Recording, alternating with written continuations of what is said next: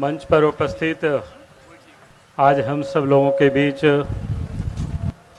आज के इस कार्यक्रम के मुख्य अतिथि भारत सरकार के रक्षा मंत्री आदरणीय श्री राजनाथ सिंह जी, मंच पर उपस्थित आज भारत सरकार के मंत्री और खूंटी लोकसभा क्षेत्र से सांसद और इस चुनाव के भी आप प्रत्याशी हैं, झारखंड प्रदेश के पूर्व मुख्यमंत्री श्री अर्जुन मुंडा जी, मंच पर उपस्थित श्री सुदेश महतो जी, आजसू पार्टी के नेता और तमाम मंच पर उपस्थित भारतीय जनता पार्टी और गठबंधन के नेतागण, मैं सबसे पहले तो इस मंच पर राजनाथ सिंह जी का मैं स्वागत करता हूं, अभिनंदन करता हूं।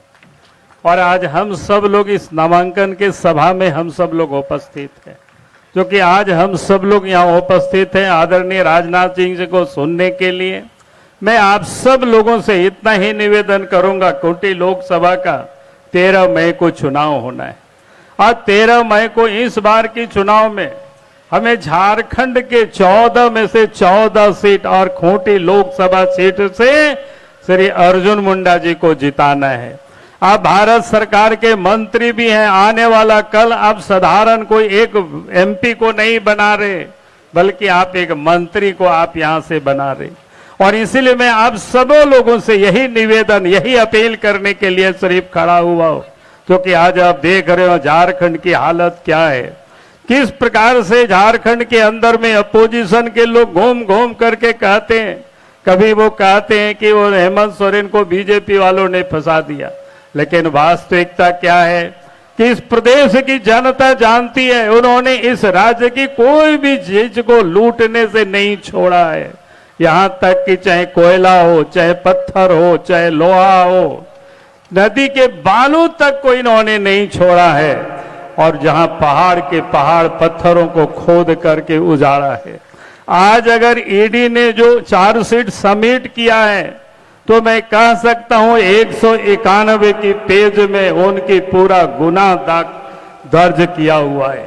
और इसीलिए मैं आज वो जेल में बंद है, लेकिन वो लोग आज भी दुष्प्रचार करते। यही मैं आप सब लोगों से निवेदन और अपील करने के लिए आया हूं, जो इस राज्य को लूटने का ही इन सारे लोगों ने काम किया। देश के प्रधानमंत्री नरेंद्र मोदी जी देश को विकसित भारत बनाने की बात करते हैं, तो ये लोग अपने घर को विकसित कर रहे हैं, अपने परिवार को विकसित कर रहे हैं। और इसलिए मैं आज आप सबसे कहूंगा कि ये चुनाव देश के लिए और झारखंड के लिए भी महत्वपूर्ण है। दूसरा, वो लोग क्या कहते हैं कि भारतीय जनता पार्टी की सरकार बनेगी, आदिवासियों की जमीन छीन लेंगे।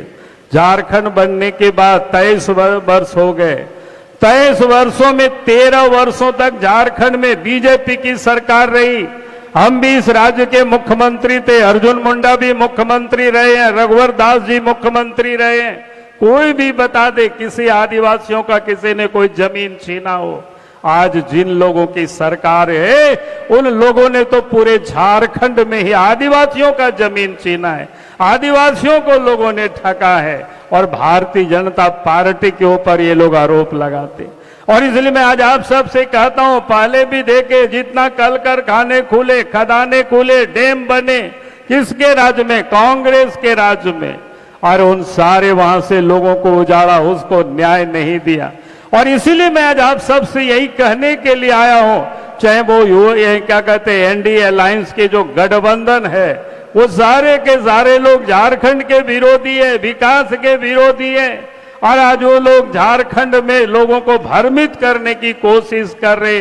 और इसीलिए मैं आप सब लोगों से यही निवेदन करूंगा कि हम सब लोगों को यहां से संकल्प लेकर के जाना है और इस चुनाव में यहां से अर्जुन मुंडा जी को जिताना है और देश में नरेंद्र मोदी जी को फिर से तीसरी बार देश के प्रधानमंत्री बनाना है। इन्हीं शब्दों के साथ मैं अपनी बातों को समाप्त करता हूं। बहुत बहुत धन्यवाद।